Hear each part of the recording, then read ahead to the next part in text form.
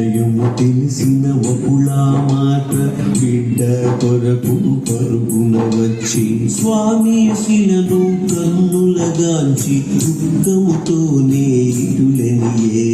కోమలమైన దేహం నీది శిలగా మారిందుకు తండ్రి, ఇద్దరి కోడళ్ళ ముద్దు మురిమెము చాకు దూరం చేసిది.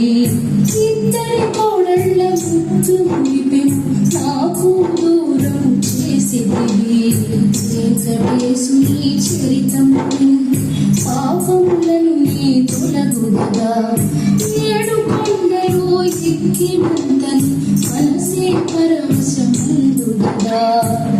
వెంకటేశుని చరితము వింటే పాపములన్నీ తొలగుగా ఏడు కొండలు ఎక్కినంతనే మనసే పరవశముందు గదా.